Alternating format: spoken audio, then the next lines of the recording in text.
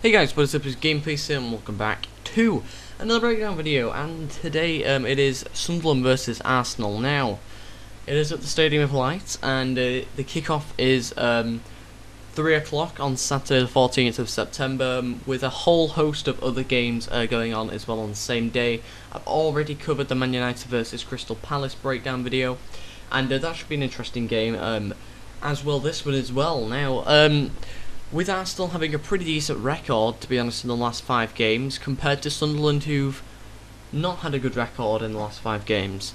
If you look at it, Sunderland have only won 1 game in the last 5. Arsenal have only lost 1 game in the last 5, and have actually won the other 4 games. So Arsenal have been very solid, really, since the loss at Aston Villa on the opening day of the season. And however, Sunderland haven't, to be honest. They've been very up and down. On the opening day of the season, they lost 1-0 to Fulham, followed by a draw at Southampton, and then they won against MK Dons, I believe, in the one of the cups. And then they went and lost to Crystal Palace. 3-1 it ended, and that was a big disappointment, I think, for Sunderland, because it should have been a game that they could have won. But obviously they did have a sending off, and that made it very difficult for them. But the last time these sides met, Arsenal won 1-0, so it wasn't a very exciting game, but I'm hoping that this season will be different. We'll be seeing the likes of Ozil possibly playing for Arsenal, making his debut, and maybe even a couple of new Sunderland players. I'm trying to think, did they bring anybody in on the deadline? Let's have a look. I don't think they did bring anybody in, but they were rumoured with quite a lot of other people, and I believe that they might be playing. Oh, sorry, they did actually get somebody in. They got Dossena in from Napoli. They also got Borini in from Liverpool, which could be an interesting sign to see whether he's playing. And they also got they got rid of Sessegnon. He actually went to West Brom. And basically, yeah, they did make 2 signings on the deadline day. It'll be interesting to see whether either of them are actually playing. And it'll be interesting to see whether the loss of Sessegnon will be much of a loss or not, because I don't think he's been playing too much, to be honest, for Sunderland. But even though I have said a lot about Sunderland, I am also going to focus on Arsenal as well, because Arsenal, like I say, it could be interesting. It could be a very interesting game, because Arsenal, who have had a very good last 4 games, especially 4 in a row they've won. It should be interesting to see whether Ozil will make an impact, and whether he is worth the £42.5 million that was paid for him on the deadline day. And I think we'll see a very strong team put out for the game against Sunderland, and I think Ozil will probably play, and I think they will need him as well, because Arsenal at the moment defensively don't look amazing. I think they did need somebody to play in defence, someone a bit better. Unfortunately, they didn't sign anybody, I don't think, on the transfer deadline day that I actually know of.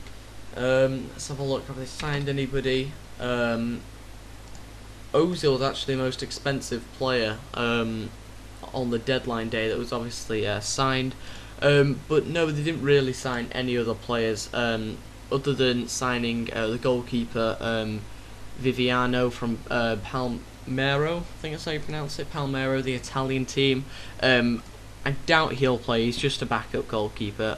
Obviously, unless Szczesny gets injured before the game, then I'm assuming that guy will step in.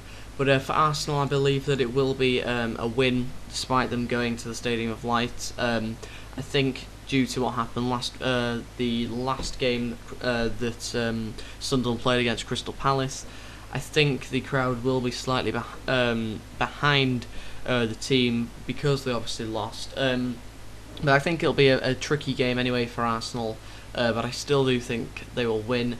And I think, again, it could be 2-0, to be honest. I think it could be an interesting match, that one. You will see that in the background there are, again, as usual, gameplay in the background for you to watch.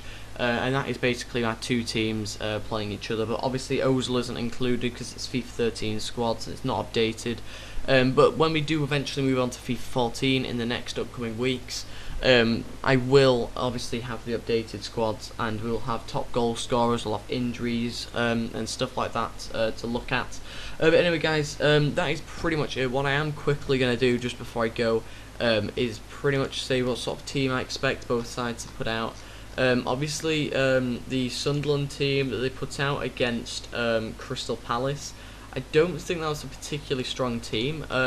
I know the bench was very weak, other than Fletcher that they had on the bench, but they actually in the previous game had Westwood, Kelskuta, Colbeck, O'Shea, Diakate, I don't know how you pronounce his name, Larson, Johnson, Vaughan, Giacchini, Wickham and Ji Dong Woo. They were all playing, but I think it'll be a very similar team. But obviously I assume Fletcher will be playing, and maybe a couple of the signings that they have made on the transfer deadline day.